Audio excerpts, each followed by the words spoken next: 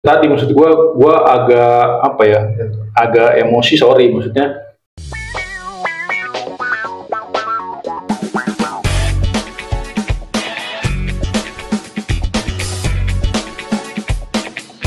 buat yang nonton mungkin gue akan terlihat sedikit emosi karena ya hati gue ke situ, terutama guru-guru SD ya.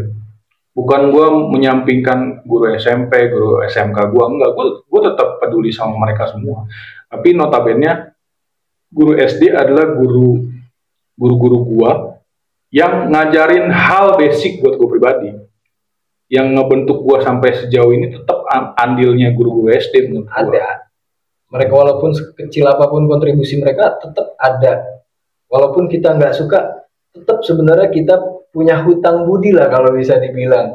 Iya, Punya hutang budi. Lagian juga kalau misalkan dulu zaman SD, zaman misalkan nih kita sekolah nih SD, kita belum tahu guru killer itu kayak gimana. Iya, tahunya galak gitu doang kan. Galak doang kan. Nah, mungkin kita baru ngeh guru killer SMP. Sudah mengenal kata ini guru killer gitu. Itu juga tahu dari teman kita kan.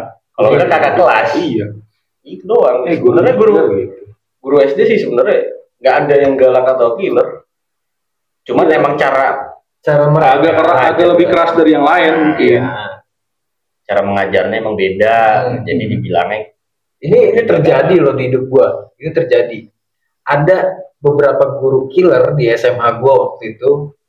Ya kan, ini terkenal killer nih. Terkenal killer. Tapi ada satu momen ketika gua mau lulus, kan gue mau daftar untuk beasiswa waktu itu untuk masuk ke universitas. Gue daftar untuk beasiswa. Ya. Malah yang membantu gue saat itu adalah guru yang terkenal killer. Bener. Terkenal killer. Bener. Karena ya kan? peduli. Bener ya. Juga kejadian di gue. Terkenal killer. Waktu itu momen itu langkah yang gue ambil mungkin gue agak keras waktu itu. Gue melawan guru-guru ini, bisa dibilang. Berdebat lah. Berdebat, karena waktu itu ada dokumen yang harus dilegalisir, tapi prosesnya susah banget. Yang ngebantu gue untuk diplomasi dengan pimpinan sekolah ini malah si guru killer ini. Sampai akhirnya, sampai sekarang, karena momen itu, gue dikenal, ya, gue dikenal sama guru itu, ya gue selalu dinasehatin lah, gara-gara waktu itu gue ngambil langkah terlalu keras mungkin ya, sampai akhirnya gue dikenal. Setiap gue ketemu, gue dinasehatin yang baik, bahkan setelah oke lah gue dinasehatin udah, tapi itu masuk lah, itu harus masuk ke diri gue, nasihat-nasihat itu. Dan ngobrol nih gue, bukan lagi lu ngobrol kayak lu sama guru gitu, udah kayak temen malah. Udah kayak temen. Nah, gue juga ngalamin itu. Mereka jadi killer itu ya karena ada sebabnya lah. Mungkin itu langkah yang harus mereka ambil saat itu, biar lu paham bahwa kalau lu di posisi gua, mungkin lu akan lakuin hal yang sama gitu loh. Ya balik lagi sama aja kayak misalkan itu kan guru konteksnya. Kalau lu sebagai murid, pasti di murid pun ada konteksnya. Murid yang benar-benar apa ya, kayak sebutannya nih muridnya pinter, rajin. Nah terus pasti ada lagi nih murid bandel. Jatuhnya kan kayak gitu. Guru baik dan guru killer. Iya, baik lagi kan berarti konteksnya Yopan adalah apa ya? Kita nggak tahu 100% karakter dia seperti apa. Karakternya, terus kita juga nggak tahu kalau kita nggak ada di posisi dia kan. Iya, betul. Nah, balik lagi ke politik tadi kan, kita juga nggak tahu nih apa yang mereka kerjakan tuh gimana rumitnya, susahnya. Kritik boleh, tapi kita juga harus cari tahu gimana sih sebenarnya kerjanya. Bukan berarti kita harus masuk ke ranah itu, bukan berarti lu harus tahu terjun, lu harus jadi guru dulu gitu misalnya supaya lu tahu. Yang enggak. Dan kita pun harus hati-hati ya. Dengan lu ngobrol sama guru tadi kan tetap lu jadi tahu kan. Maksudnya proses yang dilakukan sama guru lu itu kayak gini loh, prosedurnya yang harus dilakuin sama kita sebagai guru tuh begini. Sampai akhirnya kan kita paham ketika kita di posisinya, mungkin gua akan melakukan hal yang sama. Nah, gitu itu kan? yang nggak bisa dilakuin sama semua orang memang. Jadi jangan tertipu lah, tertipu dengan hanya satu kejadian itu lu nggak suka sama dia sampai akhirnya lu sampai mati ya, atau sampai seterusnya lu nggak suka sama lu nggak dewasa namanya. Dewasa kayak gitu. Begitupun manuver politik yang dilakukan oleh orang-orang elit politik ini, kadang kita juga nggak boleh tertipu juga, ya. Saran gue, kita nggak boleh terlalu mudah tertipu.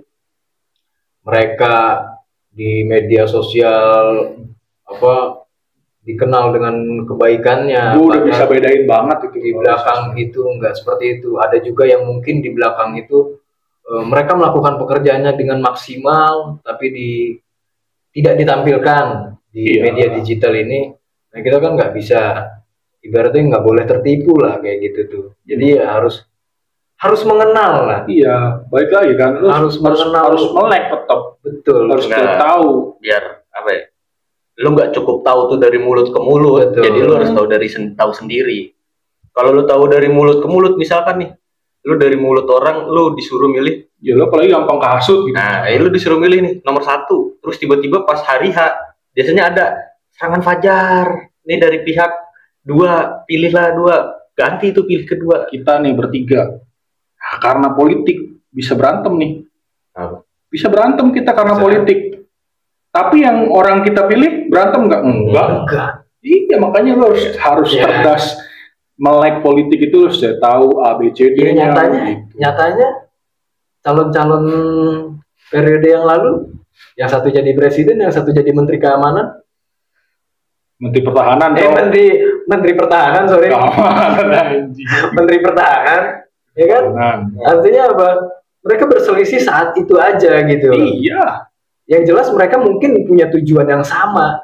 Pemilihnya Pemilihnya mungkin berdebat sampai hari ini. Masih berantem sampai hari ini. Itu kan yang salah sama konsep politik. Harusnya lu cari tahu, yaitu event politik, lu berdebat boleh pada saat itu aja udah. Dan menurut gua pribadi ya, langkah yang diambil sama Pak Prabowo untuk milih tetap kekeh jadi Menteri Pertahanan, karena yang gua tahu, gua tonton, gua baca, beliau sempat ditawarin untuk jadi menteri yang lain. Yang dipegang sama Pak Mahfud sekarang nih, Menteri Menko Polhukam. Nah, tapi Pak Prabowo kekeh untuk kalau mau jadiin saya menteri, kata dia, ya Menteri Pertahanan. Kenapa dia milih Menteri Pertahanan? Karena basicnya di militer. Setidaknya. Dan dia ngerti. Iya, setidaknya lu paham apa yang lu kerjain dan lebih terarah kan kalau lu paham gitu. Karena lu tahu mendetail tentang bidang itu. Kan banyak yang nyalahin, ngapain ini dulu? Misalnya bertarung di politik sama-sama jadi capres, kok sekarang malah masuk ke ranahnya Pak Jokowi juga? Ya nggak apa-apa, selama itu tujuannya adalah baik untuk merubah negara kita jadi lebih baik, nggak apa-apa. Jangan nutup diri juga. Ngapain Pak Prabowo misalnya masuk ke lingkup Pak Jokowi? Ya terus masalahnya apa gitu selama tujuannya baik? Ya begitupun kita, semakin kita tahu mendetail tentang calon-calon ini, artinya kan semakin banyak pertimbangan yang mengarah mengarah ke arah lebih baik. Untuk kita memilih pemimpin yang berikutnya gitu loh. Jadi kita harus tahu mendetail. Semakin kita tahu mendetail itu lebih baik. Nggak ada ruginya. Nggak ada ruginya. Itu buat kebaikan lu juga. Walaupun ada yang bilang, ya mau siapa presidennya, siapa pejabatnya, kita tetap sama-sama aja. Ya berarti ada yang salah sama diri lu. Ya gitu. Kalau dari waktu ke waktu lu tetap stay di situ aja, berarti ada yang salah sama diri lu. Mungkin gitu. Salah lah sekarang yang jadi banyak keluhan di kita adalah susahnya untuk nyari kerja. Memang faktanya susah. Tapi kalau lu diem aja kan ya nggak dapat juga gitu. Ada yang berdalih, enggak, kita udah ngirim lamaran ke sana ke sini. Ya, jangan cuma itu doang, lu mainlah ke lingkup baru, ke tongkrongan baru, siapa tahu ada yang mau ngasih info, ada nih kerjaan nih Nyok, begini, misalnya gitu. Kan bisa aja, jangan nganggep nongkrong itu jelek juga maksudnya gitu. Sekali 2 kali lu mampir ke tongkrongan yang lama lu siapa tahu tongkrongan lama lu udah punya teman baru, misalnya gitu kan. Dan dia punya informasi dari temennya. Iya. Akhirnya nyampe ke lu. Gitu.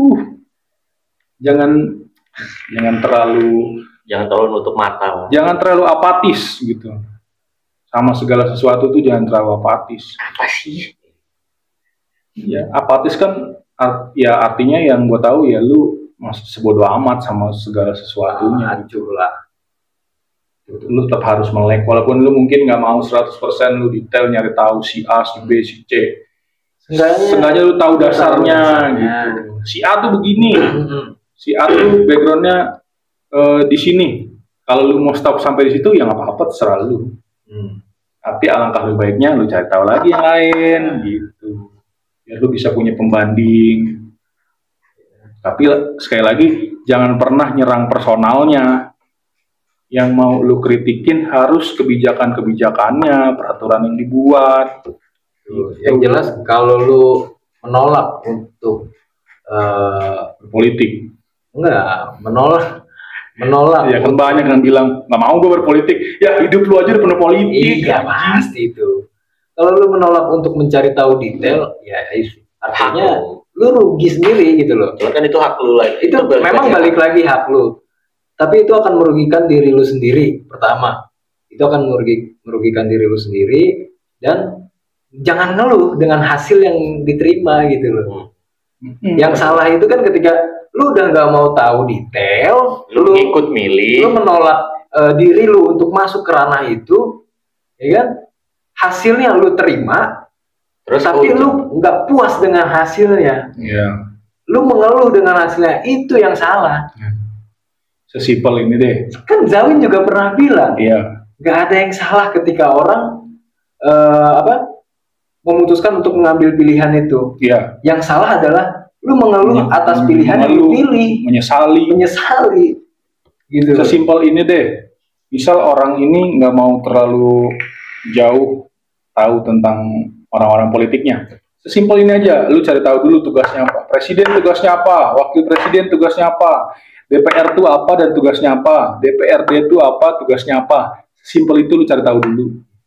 Iya. Seenggaknya lu nggak buta-buta banget sama politiknya.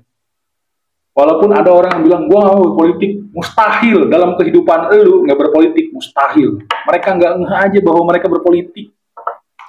Lu di komplek milih RT RW aja itu termasuk politik. Itu termasuk politik, apalagi kita kan hidup bekerja ya, mayoritas bekerja di bawah naungan orang lain gitu loh. Dalam pekerjaan juga itu kita berpolitik dalam pekerjaan juga. Iya, mereka nggak ngeh aja, makanya mereka denial gitu. Nah, mereka lebih denial aja udah sama dirinya sendiri bahwa mereka tuh nggak mau berpolitik, padahal mereka melakukan politik juga gitu. Ya, lu di pekerjaan misalnya di kantor lu nih, atau enggak yang lagi kerja di kantor-kantor lah, lu berteman sama si A B doang, karena lu tahu si C dan D ini begini. Nah, lu udah koalisi tuh sama si A sama si B untuk misalnya, udahlah jangan terlalu berteman sama si C dan D. Ya itu udah politik juga sebenarnya. Iya. Lu berkoalisi sama si B dan si C itu tadi. Iya kan? Iya. Makanya setiap kehidupan ini pasti ada politiknya gitu. Jadi jangan denial gitu. Tuh, ada bahas politik seru kan. Dan bisa sesantai ini kok bahas politik. Iya. Nah, sebenarnya yang gue tahu ya, kalaupun lu mau ngobrol sama elit-elit politik itu bisa banget kok. Yang selama ini jadi yang masalah adalah netizennya, para pendukungnya yang bikin orang jadi nggak mau berpolitik tuh gara-gara itu sebenarnya. Misalnya lu pendukung si A, gua pendukung si B. Lu ngotot banget ngedukung si A, gua ngotot banget mendukung si B nih. Terus gua sama lu berantem nih, padahal kan si A sama si B-nya enggak. Biasa aja. Iya. Yang ngebenturinnya kan pendukung masing-masingnya. Malah pro dan kontra. Iya, bahkan sampai sekarang juga yakin gua ada yang masih nggak setuju Prabowo jadi Menhan. Nyampur ke Pak Jokowi. Sampai hari ini pasti ada. Gue suka masih lihat di komentar-komentar di medsos gitu, masih suka ini kok mereka. Masih suka saling serang. Iya. Menyentil. Apain orang merekanya aja udah baik-baik aja, dan memang baik-baik aja kok dari awal. Itu kan hasil dari gua nggak mau ngeklaim diri gue sendiri melek politik ya, tapi setidaknya gue ngikutin lah. Maksudnya karena gue ngikutin, jadi gue tahu mereka tuh sebenarnya baik-baik aja dari awal juga. Ya lu aja pendukungnya yang berantem ngapain? Di grup keluarga sampai ada yang leave karena lu ngedukung si A. Mudah terprovokasi lah. Di grup keluarga kan banyak nyok yang misalnya ada loh. Enggak gini loh, maksud gue di grup keluarga yang harus konteksnya apa, terus lu bahas politik, terus dia nyampe live. Ada nyok. Ada. Banyak. Untung nggak terjadi di keluarga. Paman lu milih B, bibi lu misalnya milih C. Ada yang sampai enggak, gua nggak setuju. Terus ke ranah lebih besar lagi di grup RT misalnya, ada yang ngebahas sampai ngejelekin Pak Jokowi itu. Ya kalau RT gue masih mending. Iya, tapi kan itu ranah besarnya. Ranah kecilnya keluarga ada. Untung gue nggak ada, gue kayak gitu anjir. Untung, iya ada, tapi ada keluarga-keluarga di grupnya yang begitu ada banget. Kalau ranah besarnya ya grup RT sampai yang tadinya mungkin mereka baik-baik aja nih. Lucu sih sebenarnya. Komplek baik-baik aja. Tapi begitu tahun-tahun politik, nih lihat nanti nih 2024 ya. Grup RT akan jadi grup yang sangat menyeramkan. Kenapa? Paling gue dengerin ciutan nyokap bokap gara-gara di grupnya rame. Iya, nah kalau gue sama nyokap gue lebih banyak diam, gue cuma ngeliat aja. Oh, berarti si bapak ini pandangannya kok serendah ini. Kok nilainya cuma sampai segitu doang gitu. Padahal notabene nih dia pernah ngerendahin gue dengan kata-kata yang, lu ini anak muda, ngapain ikut campur begini? Nah, di situ pentingnya lu perlu tahu tuh dunia politik. Kalau misalkan nyokap bokap lu ngebel apa ya, maksud gua ngekomen atau ngekritik nih dari grup RT atau RW lah ya, masalah kayak gitu, komen gini.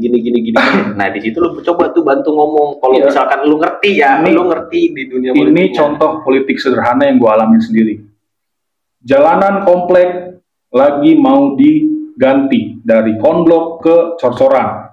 Lama. Iya kan, ini contoh politik yang gue alamin nih. Menurut gue itu termasuk contoh politik. Ya. Karena ada beberapa orang yang untuk mencari kesepakatan dengan tujuan yang sama. Nah, ini lagi mau bangun nih dari konblok diganti jadi cor-coran kayak sekarang. Satu jalanan ditutup depan rumah gue. Langsung ditutup pakai kayu-kayu dan ininya nih. Gue kasih masukan lah, gue komplain waktu itu ke Pak RW-nya, kebetulan. Gue nggak menyebut nama, tapi itu adalah Pak RW-nya yang menjabat pada saat itu. Tapi lu masuk ke grup? Enggak, gue mantau dari grup nyokap aja. Handphone nyokap? Iya kan yang masuk nyokap. Tapi kan itu kejadian langsung. Maksud gue kalau mantau itu dari grup, tapi ini kejadiannya langsung. Gue ngobrol di depan. Lagi ada omnya teman kita, sama ada bapak-bapak yang lain, dan ada Pak RW ini, sama ada tukang-tukangnya nih, tukang-tukang yang bangun jalanannya.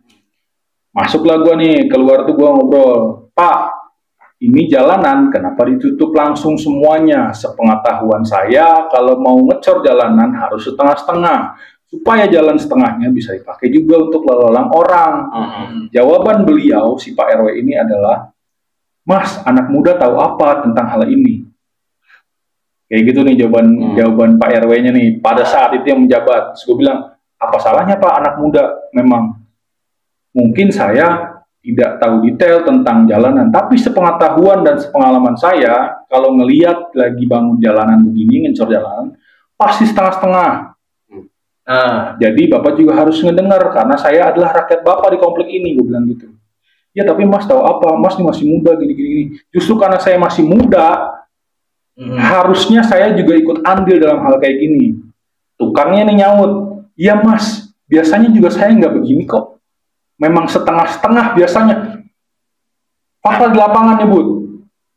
Lebih tahu Pak RW-nya apa ya tukangnya menurut lo? Tukang kan? Karena tukang tahu. Ya sekarang setengahnya bisa untuk akses. Sekarang logikanya satu jalan itu motor gua nggak bisa keluar. Nggak bisa mobilitas. Dulu mobil juga masih ada, nggak bisa keluar. Terus gua tanya lagi nih. Lah terus motor saya kalau mau keluar gimana sama mobil saya? Ya parkir aja dulu di lapangan Pak. Gitu. Parkir aja dulu di lapangan Mas, motor dan mobilnya, kata dia gitu di luar. Oke, saya parkir di lapangan nih, motor dan mobil. Apakah akan dijagain 100%, 24 jam, gue bilang. Bapak mau bertanggung jawab saya yakin Bapak akan angkat tangan ketika ada kejadian kehilangan. Gue bilang gitu. Lah, lagi-lagi dia pakai kata andalan dia. Nah, masnya anak muda tahu apa? Justru karena saya anak muda, Pak, saya tahu hal begini. Ini bukan harus anak muda dan orang tua yang tahu. Orang umum juga tahu ini. Semua kalangan. Kalau hilang, ini siapa yang tanggung jawab? Gue cuma memastiin kan. Karena dia ngasih solusi begitu kan. Siapa yang tanggung jawab? Security. Apa iya 24 jam? Enggak, Pak. Mereka juga manusia, punya capek. Gue bilang gitu. Bapak mau tanggung jawab? Nggak mungkin. Gue bilang, Bapak akan angkat tangan kalau ada kejadian kehilangan. Gue bilang.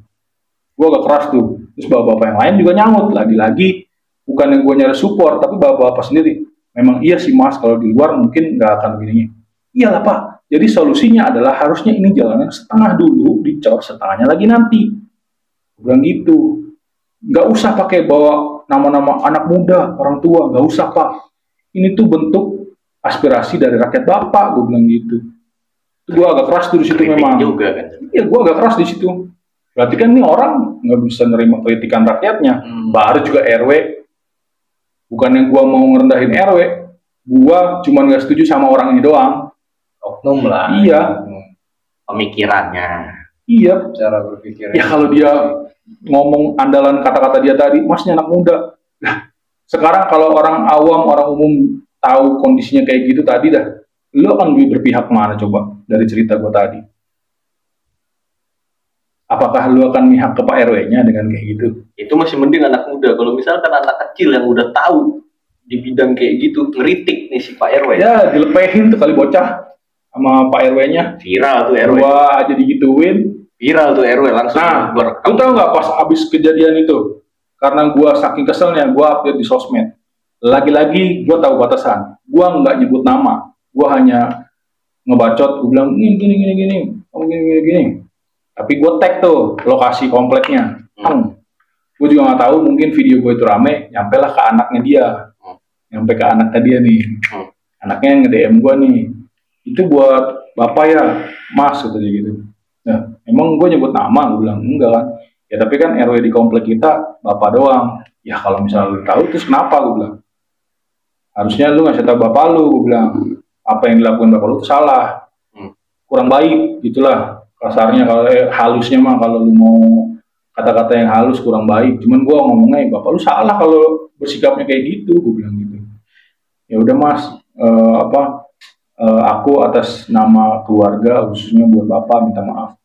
Gua nggak ada masalah sebenarnya sama lu mah gitu. Gua cuma bermasalah sama bapak lu, gua bilang. Jadi tolong kasih tahu juga bapak lu, kasihan. Ini baru gua yang ngomong satu orang. Gimana kalau pas kejadian itu banyak orang? Bilang, gimana? Banyak warga yang iya, maksudnya banyak yang nggak suka tuh gimana? Kan bukan cuma satu kejadian itu doang gua kesal sama dia. Banyak yang bukan dia personalnya, tapi lebih ke apa yang dia lakuin dan pemikirannya gitu. Katanya orang tua, terus ngerendahin gua sebagai anak muda, tapi kok pemikiran anak muda ini gua justru jauh lebih dewasa daripada dia orang tua. Nah, itu kan politik juga tuh. Dari hal kecil, maksudnya lingkup kecil di ruangan RT, RW gitu. Coba kalau gua nggak melek sama pengetahuan sekecil itu. Nggak bisa, gue juga ngomong gitu. Iya. Padahal kan sebodoh amat. Gitu loh. Dalam terima apa aja. Terima dan mengeluh. Iya, gue dari dulu gitu. Dari dulu memang orangnya agak vokal sama hal-hal yang gue lihat memang kurang masuk di akal, kurang baik. Gue memang agak vokal dari dulu. Dari zaman di SMP, SMA, terutama di kampus dulu gue, bahkan kampus pun masih sering gue bahas kan sampai sekarang. Banyak kebijakan-kebijakan yang dilakuin sama senior-senior, banyak yang gue nggak suka, dan gue ungkapin, salah enggak ya? Enggak, menurut gue sih enggak, karena gue masih sesuai porsi gue ngebahasnya. Kenapa gue mau bahas hal-hal kayak di kampus misalnya, kebijakan-kebijakan yang senior lakuin, yang senior buat. Suatu saat kan kita nggak ada yang tahu, siapa tahu anak gue, anaknya anak gue mungkin, cucu gue kan, ternyata masuk ke kampus itu, dan kalau misalnya kebijakan masih sama, ayo, kan gue harus ngerubah dari sekarang. Kan ngerubah itu harus panjang ya, misalnya prosesnya nggak. Iya, gue ngomong pada saat itu aja kan, yang hasilnya mungkin nanti dirasain sama anak gua, sama cucu gua. Berhasilnya adalah tolak ukurnya sekarang yang gue lihat di kampus. Dulu gue kan agak susah nyari informasi tentang kampus pas gue mau masuk. Terus gue speak up lah di YouTube. Gue bilang harusnya pihak kampus ada bagian khusus yang ngebahas tentang kampus. Ngasih tahu A, B, C, D-nya. Nah sekarang udah mulai nih, udah mulai aktif Instagramnya, YouTube-nya ngebahas. Mereka sering live, mereka sering bikin konten bahwa di kampus ini tuh ada A, B, C, D, jurusan ini gitu. Setidaknya kan omongan gue ada yang didengar gitu. Masukan. Iya. Sudah berpolitik sejak dini gue. Ya intinya. Tapi kalau ada yang nawarin gue masuk politik, belum tentu gue juga mau, nggak tahu juga ya. Ya intinya pembahasan untuk saat ini. Pembahasan atau topik sekarang perlu nggak nih anak muda buka mata buat politik ya? Kalau buat kita pribadi nih bangga emang perlu sih. Perlu banget menurut gua. Lu perlu tahu, cuma ada balik lagi ke hak masing-masing. Lu taunya tuh ya kayak gimana? Ya kan kita cuma ngasih gambaran. Tapi saran gua harus mendetail lah. Anak-anak muda sekarang harus tahu secara mendetail lah. Kita cuma ngasih saran, kita cuma ngasih gambaran dari mungkin yang kita bertiga bukan siapa-siapa, tapi menurut gua dari kita bertiga ini, gua yakin kita bisa mengubah sedikit. Ya sedikit aja minimal gitu berubah.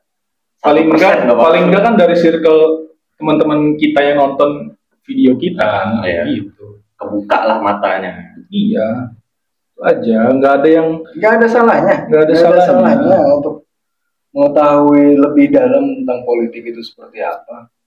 Terus mungkin ada yang kurang dari pembahasan kita, ya kita juga kan minta maaf gitu, maksudnya pengetahuan kita juga sangat terbatas dari sumber yang terbatas juga.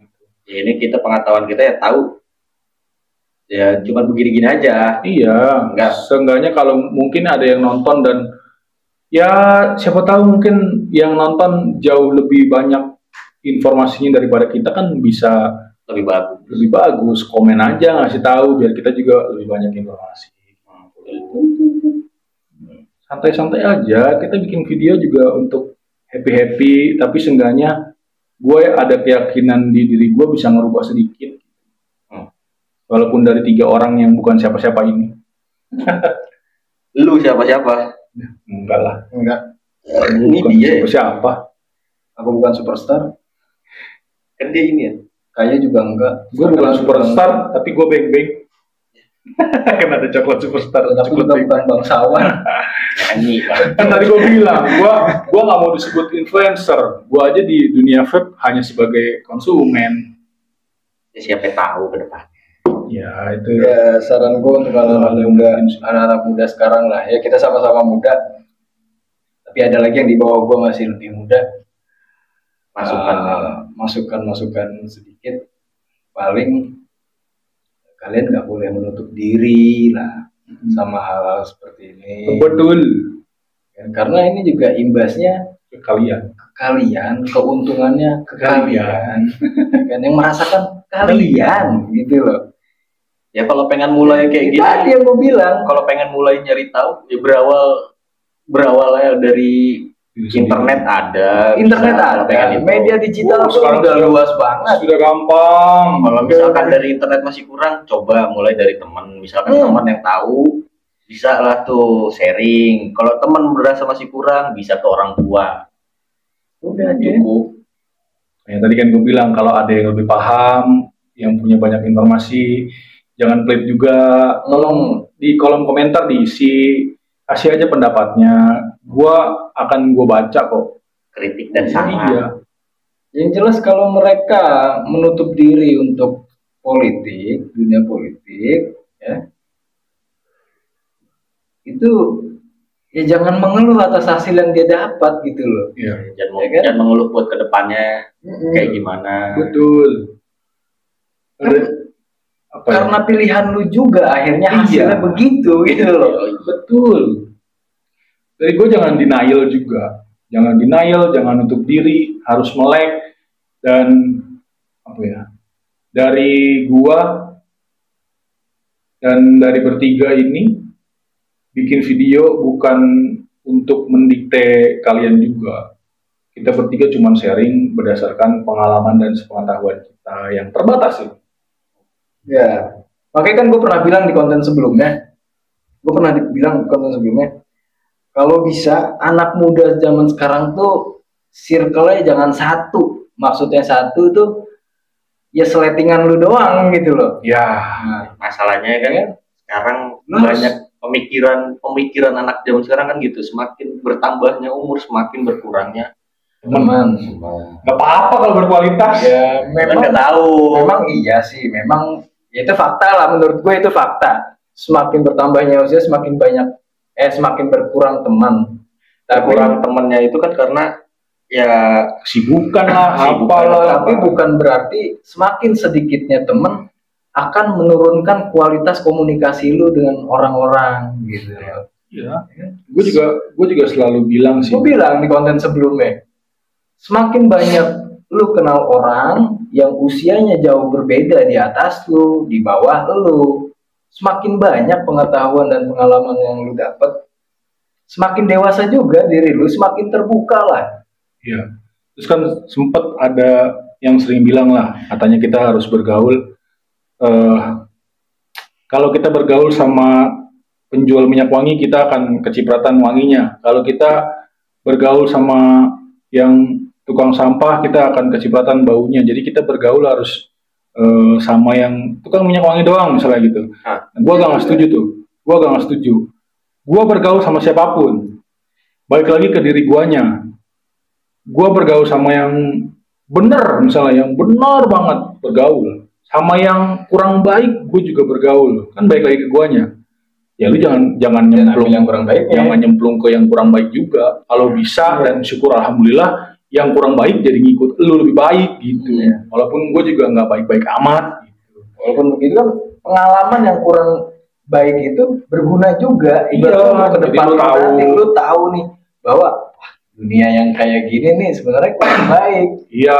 Lu punya benteng, lu bisa ngebentengin diri lu sendiri gitu untuk pergaulan yang seperti itu. Kalau dari gue pribadi, makanya gue gak pernah membatasi diri gue untuk main sama siapapun. Tapi yang gue batasin adalah untuk gue tidak masuk terlalu jauh ke lingkungan merekanya gitu aja. Kita pernah bilang juga kan di konten sebelumnya, kita nggak bisa ngontrol orang lain, itu kita nggak bisa. Benar. Ya, tapi kita bisa ngontrol diri sendiri. Gitu loh. Jadi ya balik lagi, politik itu penting banget menurut gua. Ya. Bahkan pengetahuan tentang politik juga bisa lu dapatkan dari media sosial yang sekarang luas banget. Apalagi sekarang udah gampang banget, tapi harus hati-hati juga.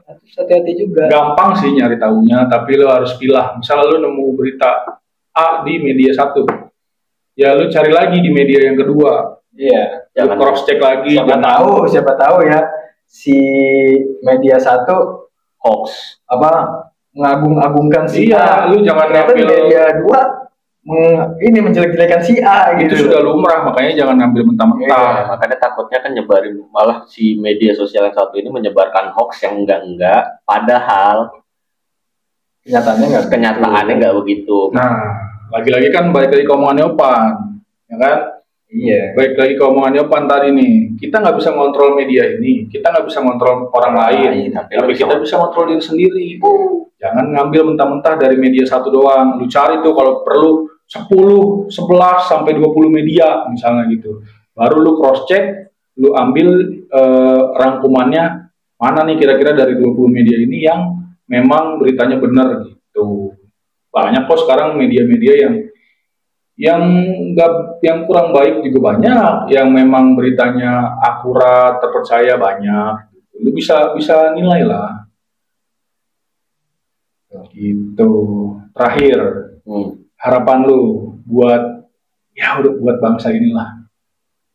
Harapan lu buat bangsa ini ke depannya kayak gimana? Dan menurut lu, satu itu tadi harapan lu buat bangsa ini.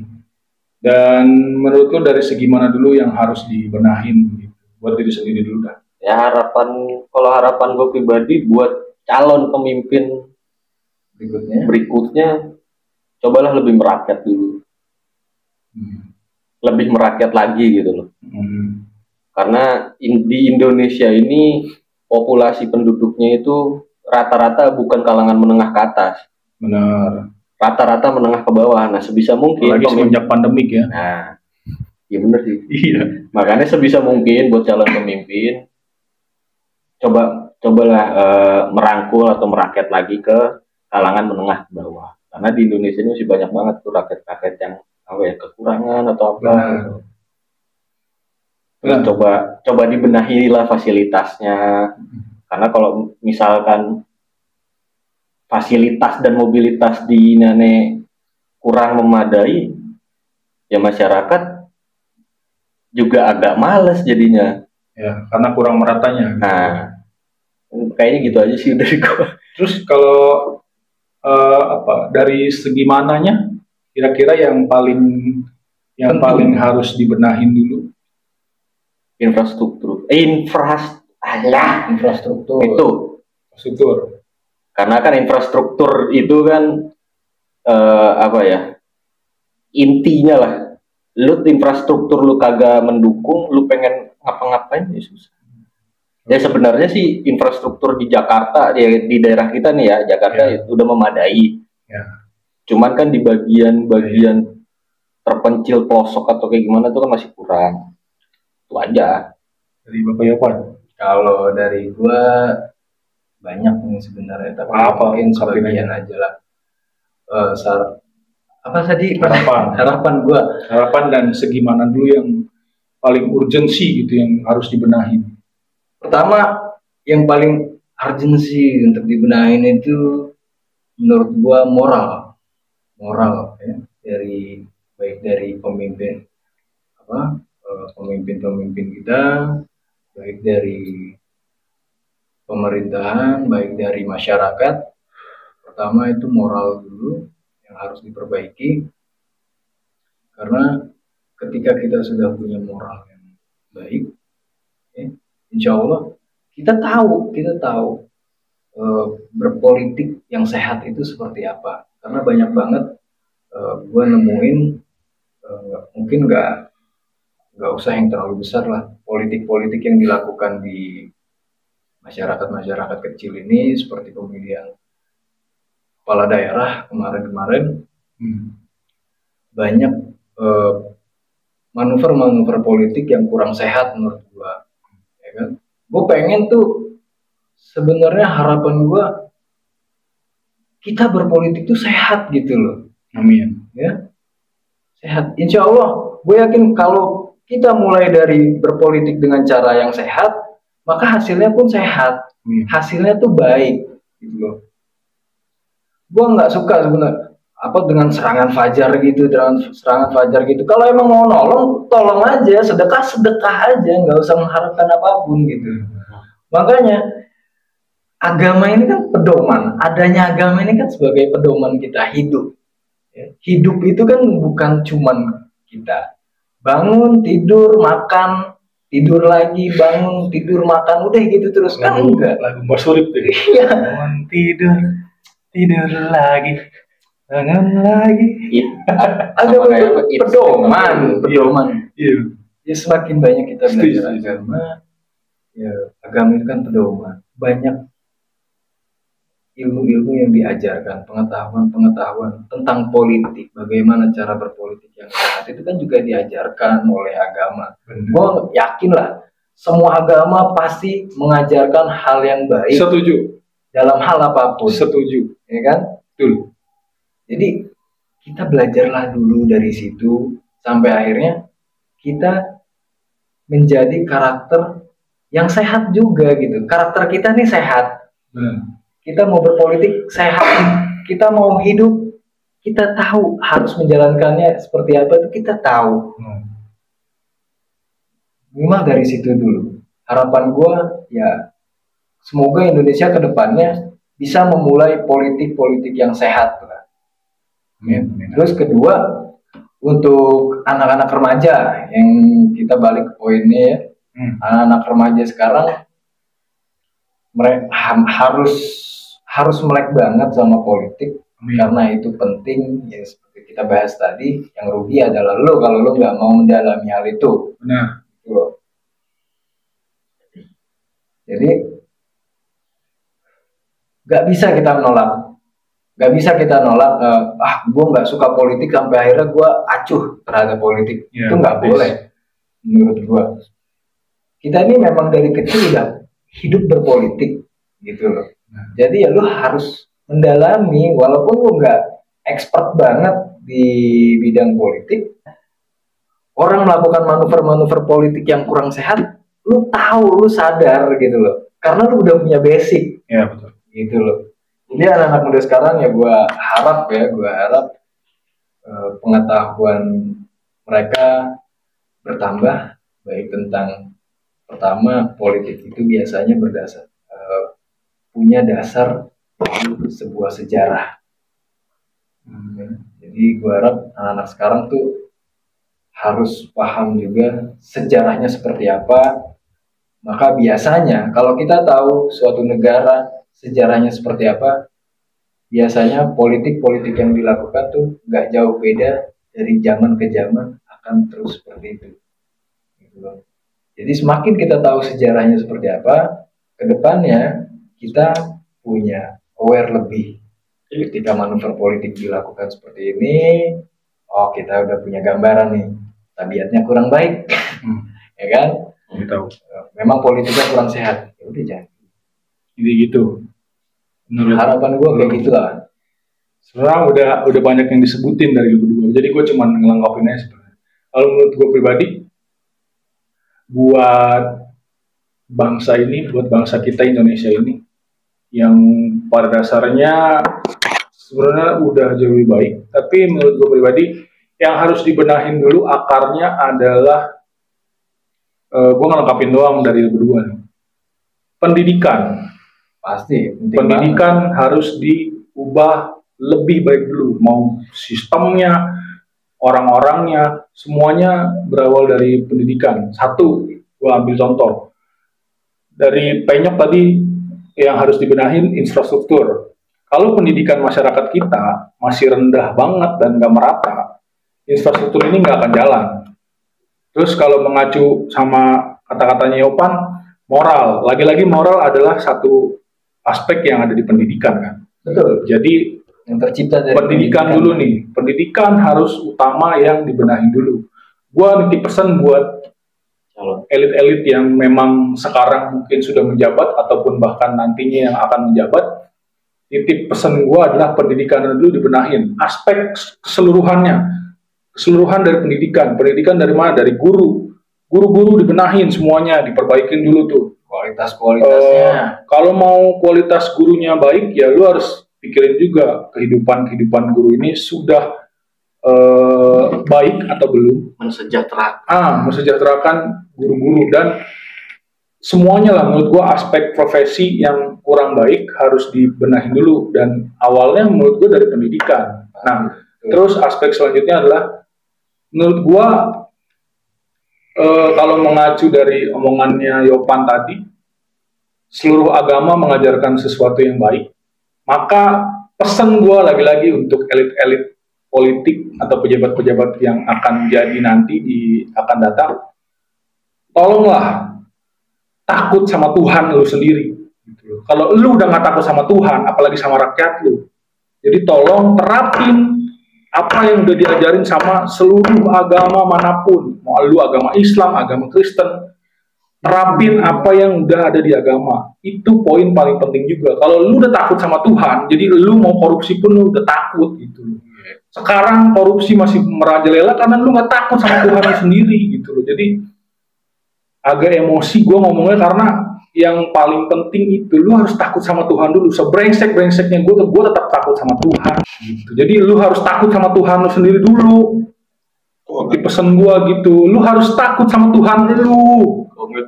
Gimana lu mau ngejalanin negara ini kalau lu nggak takut sama Tuhan gitu.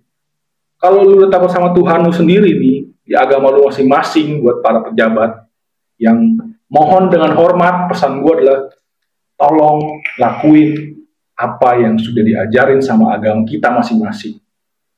Terus semua ini harapan gue untuk bangsa ini, dari semua yang udah gue omongin dan berdua, tujuannya sama sebenarnya. Gue pengen sama teman-teman gue ini bangsa kita lebih baik, lebih maju. Kalau pemimpin-pemimpin kita dan masyarakatnya semuanya, gue nggak pesan sama pemimpin doang ya. Gue juga pesan sama masyarakat, terutama diri gue sendiri. Gue harus takut sama Tuhan. Gue harus jadi orang yang jujur. Gue harus jadi orang yang amanah. Pertama, kalau lu udah takut sama Tuhan, lu akan jalanin semua dengan baik. Kedua, kalau lu udah jujur, lagi-lagi itu adalah karena lu takut sama Tuhan lu dan lu menjalankan agama lu dengan baik. Ketiga, kalau lu udah amanah, jadi apapun jabatan yang lu terima, lu akan jalanin jabatan itu dengan baik dan benar menurut gua. Tulus hati biasanya. Iya. Kalau lu udah taat agama, lu dikasih itu, jabatan itu. sebenarnya pendidikan, lu harus takut sama Tuhan, jujur, amanah. Udah 4 poin ini sebenarnya. Buat apa lu teriak-teriak Pancasilais, tapi lu nggak nerapin sila pertama lu, ketuhanan yang Maha Esa. Agak emosi gua. Iya, lu teriak, lu berasa paling Pancasilais. Oh, gua Pancasilais. Tapi sila pertama ketuhanan yang Maha Esa nggak dijalanin, buat apa? Korupsi masih di mana-mana. Itu tolak ukurnya adalah karena lu tidak takut sama Tuhan lu. Itu menurut gua, dari gua pribadi. Kopi ada kali kopi. gua agak berapi-api, agak emosi karena sebenarnya poinnya ada di situ. Ya Allah. Kalau lu udah takut sama Tuhan kita takut sama apa ya? Kita udah jalanin ajaran-ajaran yang di agama kita masing-masing, dan gua meyakini bahwa seluruh agama mengajarkan hal-hal yang baik. Semuanya baik. Iya, kejujuran, amanah, semua ada di agama manapun. Ya kita tahu lah, mungkin itu memang nggak mudah ketika lu udah di posisi atas gitu kan. Lu punya wewenang tinggi. Ya, gue juga nggak bisa. Memang nggak mudah. Nggak bisa. Tapi apa ya? Lu punya pedoman, agama itu pedoman. Gue nggak bisa menjanjikan bahwa diri gue akan 100% jauh lebih benar daripada pemimpin-pemimpin sekarang. Gue juga mengakui, gue bisa aja terjerumus hal-hal kayak gitu. Tapi kalau kita semua udah tahu agama kita, misalnya agama Islam, agama Kristen, Buddha, Cina, Konghucu, apapun lah yang diakui negara ini, kalau kita udah jalanin ajaran agama kita masing-masing, insya Allah kita jauh lebih baik. Sebenarnya gitu. Poin-poin yang kita sebutin tadi kan sebenarnya ada di sila pertama, ketuhanan yang Maha Esa. Kalau lu telaah lagi ketuhanan yang Maha Esa, yang mana kan berarti lu harus jalanin apa yang ajaran agama kita masing-masing. Iya. Gitu kan. Sebenarnya poinnya ada di sila pertama itu dulu. Jadi tadi jalanin aja dulu tuh sila pertama Pancasila, ketuhanan yang Maha Esa. Itu dulu, insya Allah menurut gua nih, keyakinan gua, kalau kita udah ngejalanin sila pertama tadi, sila kedua, sila ketiga, sila keempat, dan peraturan-peraturan yang lain yang udah dibuat, ya bakal jalan mulus-mulus aja sebenarnya kalau menurut gua. Ya sekarang kalau lu masih ngelakuin korupsi, emang lu bisa disebut takut sama Tuhan lu, dan lu udah jalanin agama lu kan enggak. Rata-rata mereka lupa. Iya. Gue lupa tuh pernah ada yang nyebut kayak gitu. Kenapa di negara kita ini masih banyak korupsi? Karena kita nggak takut sama Tuhan kita sendiri. Sama Tuhan aja nggak takut, apalagi sama. Ada di program Iya kan, gue pernah nonton di mana TV. gitu. Siapa yang nyebut gitu? Iya, lupa. Profesor mana gitu? Siapa lupa namanya, ntar gue cari tahu lah. Tapi intinya itu sebenarnya, sorry kalau misalnya yang nonton ngelihat gue agak berapi-api, tapi tujuan gue baik kok. Maksudnya tujuan gue sama yang lain juga baik. Gue untuk membenahi bangsa ini, terutama ya dari gue sendiri. Gue bikin video ini juga untuk reminder buat gue pribadi juga gitu loh. Sama kan yang belum lama kan viral tuh, yang lagi khutbah di Masjid Madinah. Dia khutbah katanya, yang katanya kalau warga banyak dan yang selfie, masyarakat Indonesia itu kalau datang ke ya pas umroh banyak yang selfie gitu kan. Banyak kan bukan buat ibadah, tapi buat selfie atau posting gitu. Ya mungkin beliau itu adalah imam besar di sana, tapi gue agak nggak setuju juga. Bukan berarti gue nggak menghormati dan nggak menghargai imam besar yang ada di Arab Saudi sana ya. Tapi selfie lu nggak apa-apa. Kita kan nggak bisa nilai ibadah orang lain. Iya sih. Yang bisa nilai ibadah orang lain ya cuma Allah aja gitu, Tuhan kita aja. Seenggaknya lu bisa ngurangin. Toh dengan kita selfie aja mungkin ada ada dua kemungkinan. Kalau kita selfie terus orang lain ngeliat, kemungkinan satu ada yang syirik, Kalau yang dewasa adalah menjadikan itu adalah motivasi buat dia untuk datang ke Mekah. Ya dong, ada positifnya, ada negatifnya. Ya, siapa tahu lagi ke masing-masing ya, yang nilai. Siapa tahu juga dia udah menjalankan semua ininya, terus sudah selesai, nah dia pengen selfie. Iya kan, makanya tadi gue bilang gua agak nggak setujunya kita nggak bisa nilai ibadah orang. Siapa tahu yang lo omongin tadi, setelah semua proses ibadah yang dia jalanin pas umroh, nah siapa tahu kan yang tadi gue bilang adalah kita nggak bisa nilai ibadah masing-masing kan. Siapa tahu dia setelah ngelakuin proses ibadah umroh itu udah kelar semua, itu adalah proses bentuk afirmasi untuk dia apresiasi buat diri sendiri. Untuk diri sendiri bahwa dia sudah berhasil sampai ke Mekah untuk jalan umroh, terus dia selfie, nggak apa-apa menurut gua. Karena kita pribadi nggak bisa nilai ibadah orang lain, cuman mungkin harusnya di apa ya, tetap harus tahu tata keramanya. Jadi kita kalau gue selalu punya keyakinan bahwa kalau gue ke tempat atau kota orang lain, gue harus tahu dulu nih aturan di kota itu kayak gimana, aturan di tempat itu kayak gimana. Misalnya kita nggak bolehnya begini, ya kita jangan lakuin itu gitu. Siapa tahu kan di Mekah gue juga kan belum pernah sana. Siapa tahu mungkin di Mekah di area khusus di Masjid Nabawi itu mungkin ada peraturan yang mungkin nggak boleh ngambil foto sampai kelihatan ininya misalnya. Gue nggak tahu ya, gue juga belum pernah ke sana. Jadi intinya kita harus menghormati tempat yang kita datengin gitu. Lu selfie nggak apa-apa, tapi lu cari tahu aturan juga. Tahu aturan. Iya, nah itu kan. Itu ya kan. Udah dari situlah udah. Intinya dari kita bertiga kan harapannya sebenarnya buat bangsa kita ini, Indonesia ini jauh lebih baik dari sebelumnya, jauh lebih maju dari sebelumnya. Rakyatnya lebih sejahtera, pemimpinnya juga sebenarnya bukan pemimpin doang lah, pemimpinnya, masyarakatnya yang gue bilang tadi harus tahu harus tahu aturan yang ada juga gitu. Kalau memang ideologi kita adalah Pancasila, ya kita jalanin Pancasila ini dengan baik. Pertama, sila pertama dulu, ketuhanan yang Maha Esa. Ini sekali lagi reminder buat gue bertiga, bukan gue mau mendikte siapapun, kita nggak mau mendikte siapapun kan, maksudnya ini pure aspirasi, kritik, masukan kita untuk diri kita sendiri terutama, dan juga khususnya adalah untuk pejabat-pejabat yang memang punya kesempatan untuk ada di posisi tersebut gitu loh. Jadi ya semoga aja sih sebenarnya jadi lebih baik kan. calon nanti yang baru bisa memajukan Indonesia lagi kayak dulu. Soalnya kan ini kan kita juga kan habis kena pandemi, krisis ekonomi, ya semoga aja Indonesia ini besok ke depannya itu bisa lebih baik lagi perekonomiannya. Lebih baik lah intinya. Sebenarnya itu aja sih kalau dari gua dan dari kita bertiga sih khususnya ya. Semoga kita juga jadi pribadi yang lebih baik. Karena tujuan kita bikin video ini kan sekali lagi buat buat reminder diri kita juga toh, bukan buat main-main atau apa, mau ngelitik orang lain doang. Enggak, sebenarnya kita lagi ngekritik diri sendiri loh. Kita sejauh apa tahu? Iya. Cuman kita sharing-sharing aja. Mungkin di luar sana juga banyak yang pengetahuannya lebih jauh dari kita. Ya kita bukan siapa-siapa, tapi setidaknya kita punya keyakinan dari kita bertiga ini mungkin bisa ngerubah lebih baik. Terutama dari circle pertemanan kita dengan nonton video ini mungkin jadi berubah lebih baik, atau kitanya juga jadi lebih baik gitu kan. Intinya itu sih, semoga pesan kita bertiga ya dari video ini bisa diambil yang positifnya aja gitu. Kalau ada kata-kata kita bertiga yang memang kurang berkenan, kurang baik, ya dibuang aja gitu, jangan diambil mentah-mentah juga. Cross check lagi gitu. Kalau gua agak emosi, mohon maaf karena gue hanya menyampaikan pendapat dan keluh kesah gue aja gitu. Semoga bermanfaat buat semuanya. Jangan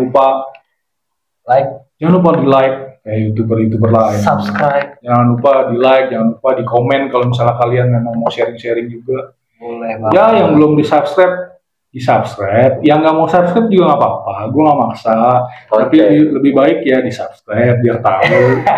Subscribe itu gratis. Subscribe bayar cok. Pakai kuota. Ya. Bayar lu kalau nggak punya kuota, ayo. Kuota itu kan udah kebutuhan sehari-hari, pasti punya lah. Kalau misalnya memang ada wifi gratis. kurangnya ya komen-komen aja. Kasih kritik, kita juga butuh kritik. Iyalah, kita dari tadi ngomongin untuk open minded, untuk terbuka, untuk nggak nutup diri. Yang mana itu reminder buat diri kita bertiga bahwa kita jangan nutup diri. Kita harus open minded gitu. Semoga bermanfaat buat semuanya lah. Sekali lagi dari gua dan berdua. 3 tuh. Gua dan berdua. Oh iya.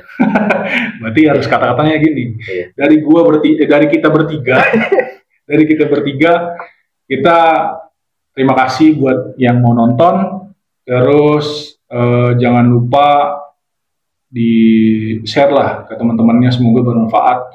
Sekali lagi yang positif diambil, yang negatifnya dibuang aja. Semoga yang nonton juga jauh lebih baik setelah menonton video ini, terutama kita bertiga jadi lebih baik. Dan terima kasih buat yang udah sponsori. Om Satria dari Star Liquid, mantap. Semoga semakin sukses liquidnya dan produk-produk lainnya. Sampai berjumpa di Ngoboy selanjutnya. Ngobrol sotoy, walaupun kita ngobrol sotoy tetap ada isinya. Mantap. Wassalamualaikum warahmatullahi wabarakatuh. Waalaikumsalam.